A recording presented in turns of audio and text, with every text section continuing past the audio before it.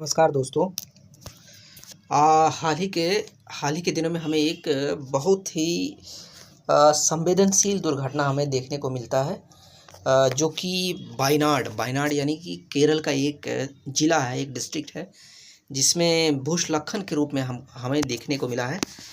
क्या है ये वायनाड भूस्खलन, क्या है, हम इसके बारे में बात करेंगे। इसमें बहुत सारी ऐसी चीज़ है जिस पे हमें चर्चा करना है। क्या है कारगिल रिपोर्ट, क्या है वेस्टर्न घाट के पूरा एरिया के बारे में, आइए क्या डिस्कस करते हैं इसके बारे में, क्या क्या चीज़ें दिया गया है। उड़ीसा के 162 आदिवासी गांव पोलावरम से जलमग्न हो जाएंगे। 162 आदिवासी गांव पोलावरम से जलमग्न हो जाएंगे। क्यों? क्योंकि बीजद को भाजपा को पिछले समर्थन की कीमत चुकानी पड़ रही है, ऐसा बीजद सांसद ने कहा। पर्यावरण मंत्री भूपेंद्र यादव का दावा है कि केरल सरकार द्वारा दी गई अत्यधिक खनन की अनुमति के कारण वायनाड में भूस्खलन हुआ।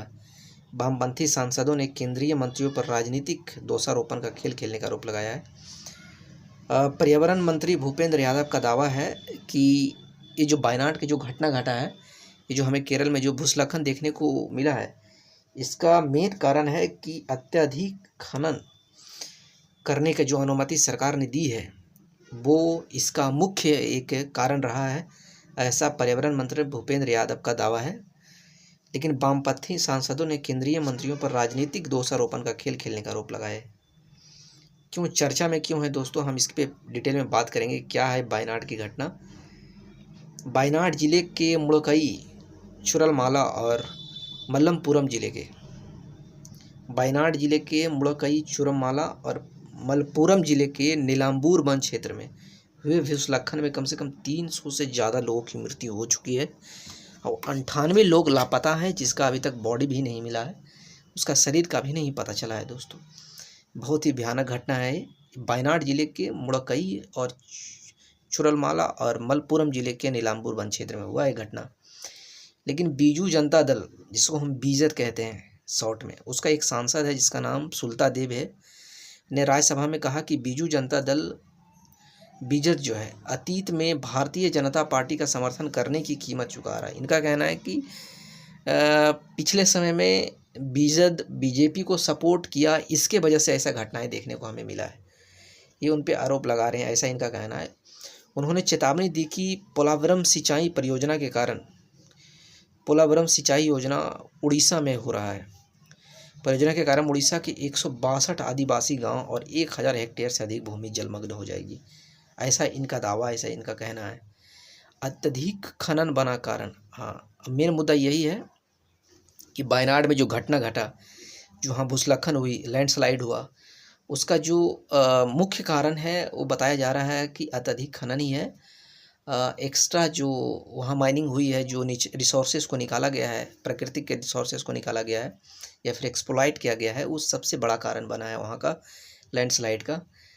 खदानों में विस्फोट से कंपन पैदा होता है। खदानों में उसको रिसोर्सेज निकालने के लिए हम विस्फोट करना पड़ता है, जिसमें ग्रेनाइट लगाया जाता है और इस ग्रेनाइट की असर से कंपन होता है, जो कि दूर तक फैलता है। ये पूरा क्षेत्र उबड़ खाबड़ अधिक नाजुक है, नाजुक मतलब बहुत सेंसिटिव है, कमज़ोर है, थोड़ी सी दलदलीय टाइप का है, ऐसा बताया जा रहा है। क्षेत्र में जो चीज़ सामान्य है वह है कि वनस्पति यानी पेड़ पौधे हर जगह आपको देखने को मिलते हैं। हाल के सालों में आया एक नया कानून बागान वाले एक हिस्से का इस्तेमाल अन्य गतिविधियों के लिए करने की इजाज़त। पहला कारण तो ये कह रहा है कि जो खनन होने का, जो खनन करने के लिए जो हम ग्रेनाइट का इस्तेमाल करते हैं, तो उसका कंपन भी इस भूस्खलन का एक बड़ा कारण बन सकता है। और ये भी कहा जा रहा है कि पूरा क्षेत्र जो है बहुत ही नाजुक है, सेंसिटिव है, नमी है, थोड़ा दलदलीय टाइप का है। इसकी वजह से जो आवाज़ होते हैं, जो माइनिंग होता है, जो ग्रेनाइट विस्फोट होता है, उसके कंपन होने के कारण हल्का ज़मीन हल्का हो जाता है और भूस्खलन हो जाता है, ऐसा इसका कहना है। हाल के मामलों में एक और नया कानून आया है दोस्तों, कि एक और केरल में कानून देखने को गया है। वहाँ की सरकार ये इजाज़त देती है बागान मालिकों को कि उसके पास जो भी एक्स्ट्रा ज़मीन है वो उसका इस्तेमाल कर सकता है कोई अन्य गतिविधियों के लिए। तो इससे क्या हुआ कि जो भी वायनाड में या फिर केरल में जो भी बागान के जो मालिक हैं, वो जो अपने उनके जो कुछ बागानी करने के बाद जो उसकी ज़मीन कुछ हिस्सा बचता है, उस पर क्या करने लगे वो लोग, एक तरीके से पर्यटन के रूप में उसे विकसित करने का प्रयास करने लगे और उस पर बड़े बड़े मकान बनाने लगे। ये भी एक कारण बताया जा रहा है कि इसके वजह से भी भूस्खलन हुआ है, ऐसा इनका कहना है। परिणाम से ये हुआ कि बागवान मालिकों का ध्यान पर्यटक के क्षेत्र की तरफ बढ़ा और उन्होंने वहाँ बड़ी इमारतों का निर्माण करना शुरू कर दिया। इसके लिए ज़मीन का समतल करना पड़ा। 4 साल पहले उनकी एक रिपोर्ट में बताया गया था कि वायनाड में 20 से अधिक पर्यटन स्थल हैं, जहाँ पर हर साल 25,000 विदेशी पर्यटक और 1 लाख घरेलू पर्यटक आते हैं। क्या लापरवाही का नतीजा था। दूसरा पॉइंट हमारे पास आता है, क्या क्या लापरवाही देखा गया है। 13 साल का इंतजार, इस बात को 13 साल हो गए जब गडगिल रिपोर्ट में पश्चिम घाट को पर्यावरण के प्रति संवेदनशील बताया गया था। हमें 2013 यानी कि 2010 में एक रिपोर्ट आई थी जिसको गडगिल रिपोर्ट कहा जाता है। तो गडगिल रिपोर्ट का मेन मोटिव, जो मेन उद्देश्य था, वो यही था कि वेस्टर्न घाट जो रिलेटेड जितना एरिया है वो टोटल एरिया का संरक्षण किया जाए, उसका देखभाल किया जाए और उसके बारे में पता किया जाए। उसके लिए एक कमेटी बनाई गई थी जिसका हेड थे, ये कमेटी को कहा जाता है वेस्टर्न घाट इकोलॉजी एक्सपर्ट पैनल, जो कि क्या करता है, वो इन्वायरमेंट रिसर्च किया जाता है और इन्वायरमेंट को एक तरीके से वहाँ उस जो वेस्टर्न घाट है उसको पूरा संरक्षित करने के लिए, ताकि उसका सुरक्षा किया जाए, उसका पता किया जाए, उसके लिए एक कमेटी बनाई गई थी जिसको हम गडगिल कमेटी कर रहे हैं। जिसका हेड थे उस समय, उनका क्या नाम था, माधव गडगिल कुछ नाम था, तो वो चेयरमैन थे। तो उन्होंने अपने रिपोर्ट तैयार किया, तो उसमें बताया गया था, उन्होंने बताया था कि जो पश्चिमी घाट का जो पर्यावरण है ये बहुत ही संवेदनशील है, बहुत सेंसिटिव है, बहुत ध्यान रखने की ज़रूरत है, ज़्यादा खनन करने की ज़रूरत नहीं है, ऐसा उनका पहले का दावा, उनका सलाह था, एक तरीके से चेतावनी थी। लेकिन उसके बावजूद भी ये लोगों ने वहाँ खनन और गैर जो बताया गया था, जो निर्देश दिया गया था, उससे बाहर की चीज़ें भी वहाँ पे कराया गया है। ये पता होने के बाद कि घातक मानवीय गतिविधियों पर रोक लगाना जरूरी हो जाता है, उसके बावजूद भी वहाँ काम जारी था, खनन जारी था। केंद्र सरकार ने मार्च 2014 से अभी तक अधिसूचना के 5 मसौदे जारी किए हैं, यानी 5 नोटिफिकेशन जारी कर चुके हैं जब से गडगिल रिपोर्ट आया है दोस्तों। लेकिन अंतिम अधिसूचना अब तक जारी नहीं हुई, अंतिम नोटिफिकेशन अब तक भी देखने को नहीं मिला है। इसकी प्रमुख वजह 2 पड़ोसी राज्यों केरल और कर्नाटक का विरोध है। कहा जा रहा है कि दोस्तों केंद्र सरकार ने मार्च 2014 से अभी तक 5 नोटिफिकेशन तैयार कर चुका है इस एरिया को लेकर, इस एरिया के सेंसिटिविटी को लेकर।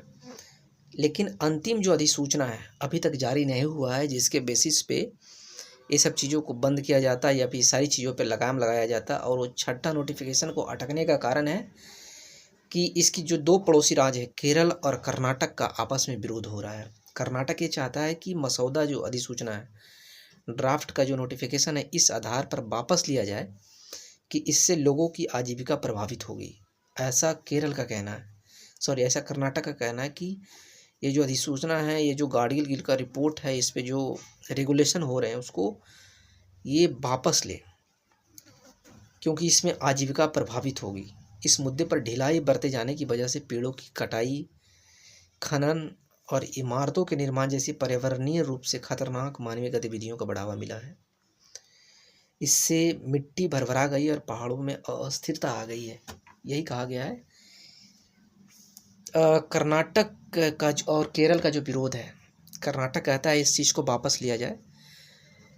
तो इस वजह से ये 2 राज्यों का जो मुठभेड़ है, एक तरीके से जो मतभेद है, इसकी वजह से जो ढिलाई बरती गई, जो गडगिल रिपोर्ट है वो पूरी तरीके से लागू नहीं किया गया, और उसका कारण, उसका परिणाम स्वरूप क्या हुआ है कि वहाँ पेड़ों की कटाई बढ़ गई है, खनन बढ़ गया है, इमारतों के निर्माण जैसे पर्यावरणीय रूप से खतरनाक मानवीय गतिविधियों को बढ़ावा मिला है। इससे मिट्टी भरभरा गई और पहाड़ों में अस्थिरता आ गई, जिसके कारण ये घटनाएं घटी है।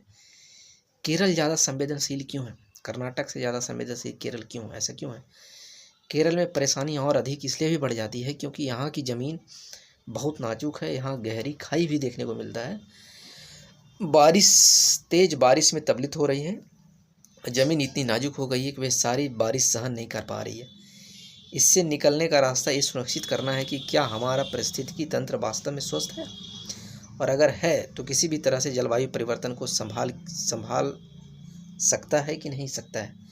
ये भी मतलब कि जो उसका सिस्टम है, जो एक्सपर्ट पैनल है, जो कंट्रोल करती है वो एरिया को, जिस इन्वायरमेंट को रक्षा करती है, वो मतलब इतना मजबूत है कि उस पर काम करने की ज़रूरत है, जो कि हमारी जलवायु परिवर्तन को संभाल सकता है। गाडगिल रिपोर्ट अब क्या है विनोद दोस्तों? गाडगिल रिपोर्ट क्या है?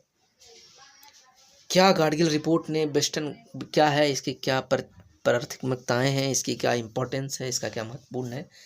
गाडगिल रिपोर्ट ने क्या कहा, किस संदर्भ में कहा, किसके बारे में कहता है, उसके बारे में हम जानेंगे।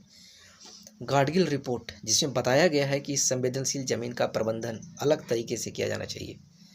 इसका जो मैनेजमेंट है, क्योंकि ये बहुत सेंसिटिव है, बहुत, इसलिए इसका जो मैनेजमेंट है अलग तरीके से होना चाहिए, ध्यान रखा जाना चाहिए, सेंसिटिव तरीके से होना चाहिए। इसमें नाजुक क्षेत्र हैं, मध्य रूप से नाजुक क्षेत्र हैं, कम नाजुक क्षेत्र हैं, समझ रहे हो आप? बहुत ही पथरीला जगह है, बहुत ही भरा जगह है, मतलब यहाँ की मिट्टी उतनी मजबूत नहीं है।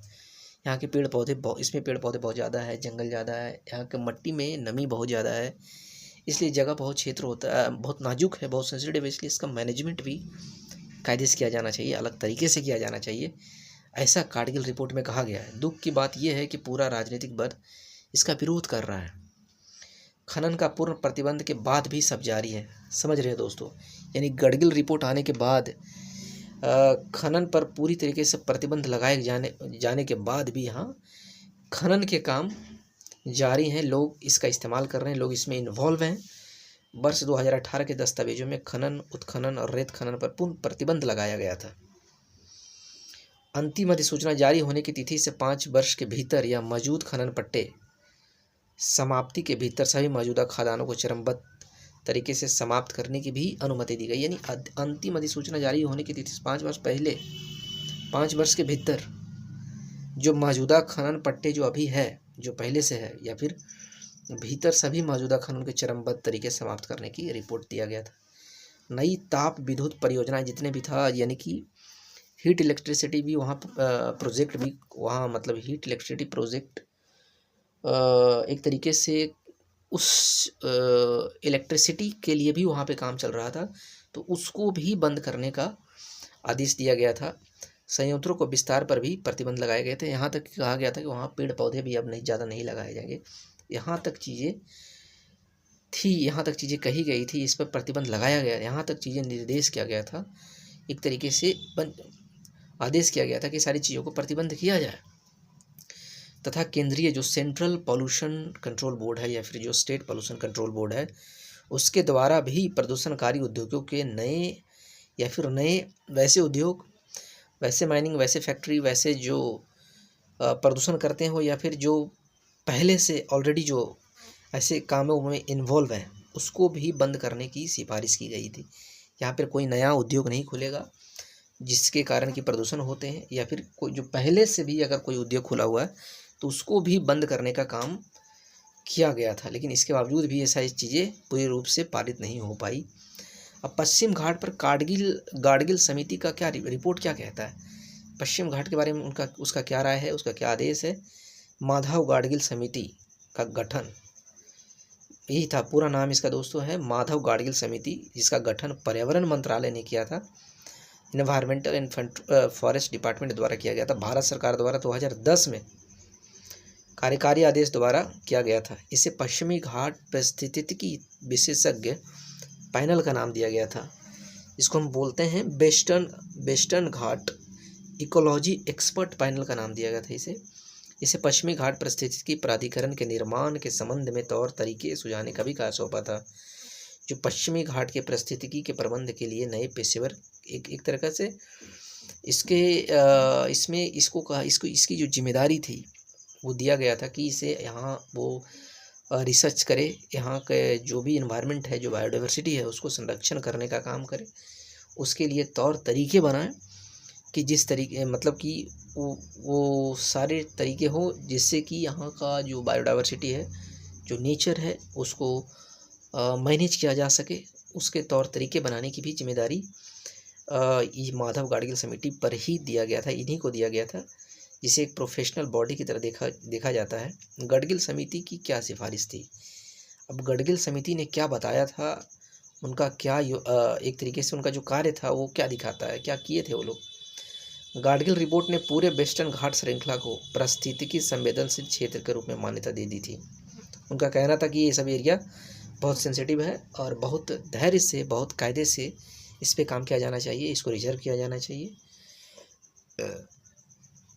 दूसरी बात, पश्चिम घाट के पारिस्थितिकी संवेदनशील क्षेत्र 1 और 2 में नए खनन अनुरोधों के लिए पर्यावरण मंजूरी देने पर रोक लगाने की भी सिफारिश की गई थी। यानी कि पूरे जो गडगिल रिपोर्ट है वेस्टर्न घाट को 3 हिस्सों में बांटता है, क्षेत्र 1, क्षेत्र 2, क्षेत्र 3। तो क्षेत्र 1, क्षेत्र 2 में नए जो माइनिंग का जो ओपनिंग था, यानी कि माइनिंग को जो स्टार्ट करने का अनुरोध था, उसको भी कहा गया था कि किसी को भी यहाँ खनन की अनुमति नहीं दिया जाए पर्यावरण के द्वारा।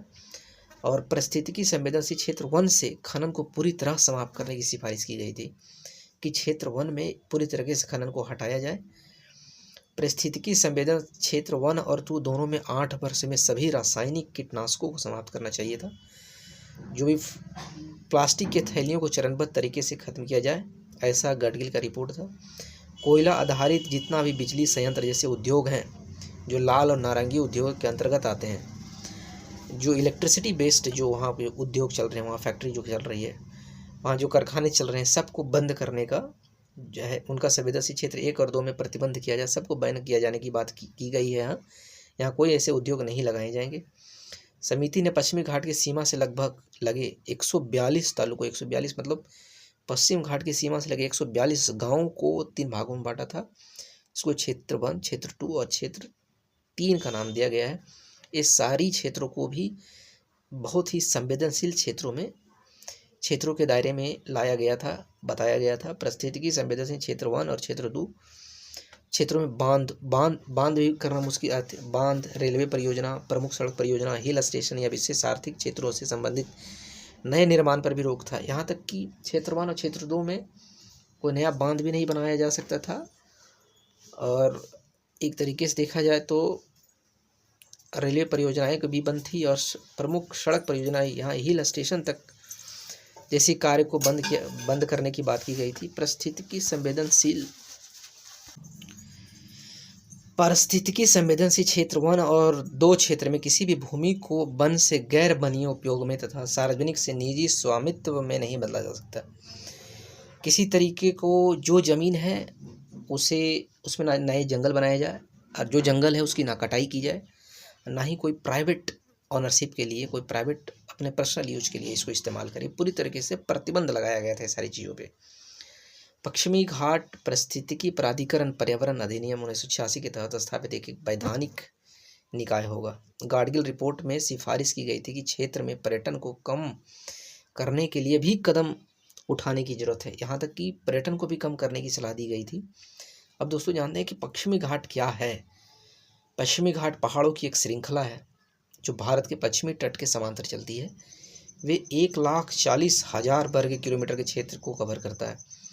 पर्वत श्रृंखला अपेक्षाकृत निरंतर है। केवल पालघाट दर्रे पर लगभग 39 किलोमीटर तक यहाँ मतलब इसका जो रेगुलरिटी है वो टूटता है। 39 किलोमीटर सिर्फ इरेगुलर चीज़ें हैं, बाकी उसके बाद फिर एक रेगुलर तरीके से चलता चला जाता है। एक श्रृंखला है, एक लाइन है। पश्चिमी घाट को जैव विविधता, यानी कि पश्चिम घाट के जो बायोडाइवर्सिटी है, हाई अल्टीट्यूड है, जियोलॉजी है, संस्कृति है, सौंदर्य शास्त्र है, उसमें उसे उच्च मूल्य के मामले में विश्व स्तर पर अत्यधिक महत्वपूर्ण माना भी जाता है। जैव विविधता जिसको हम बायोडाइवर्सिटी कहते हैं दोस्तों, बायोडाइवर्सिटी के मामले में पश्चिम घाट दुनिया के 8 सबसे गर्म हॉट स्पॉट में एक माना जाता है। इसमें 7 से ज़्यादा तरह की वनस्पतियाँ हैं, 1,740 से ज़्यादा फूल वाले पौधे हैं, 400 से ज़्यादा पक्षियों हैं, 400 से ज़्यादा दूसरी प्रजातियाँ भी पाई जाती है। अब पश्चिमी घाट का विस्तार देखते हैं कि इसका जो पश्चिमी घाट का पूरा एरिया है, किस किस घाटों में कहाँ कितना इसका एरिया, कहाँ किस जगह पर कितना एरिया इसका स्थित है। जैसे कि गुजरात में 449 वर्ग किलोमीटर आता है। पश्चिम घाट का पूरा एरिया का जो भी है उसका 449 किलोमीटर गुजरात से मिलता है। महाराष्ट्र में 17,348 वर्ग किलोमीटर आते हैं। गोवा में 1,461 वर्ग किलोमीटर आता है। कर्नाटक में 20,668 वर्ग किलोमीटर आता है। तमिलनाडु में 6,914 वर्ग किलोमीटर आता है, केरल में 9,993 वर्ग किलोमीटर है, यानी कुल क्षेत्र अगर देखा जाए तो 56,825 वर्ग किलोमीटर है पूरा एरिया पश्चिम घाट का। दोस्तों बस आज का सेशन इतना ही था। ये बहुत ही सेंसिटिव मुद्दा था और बहुत ही हमने देखा कि इसमें जो कैसे चीज़ों को इग्नोर किया गया, कैसे चीज़ों को लापरवाही की गई, जिसके कारण ये घटना देखने को मिला है। दोस्तों ये आप लोग भी जानते हैं, आज हमने भी उसे डिस्कस किया। आज का सेशन इतना ही, धन्यवाद।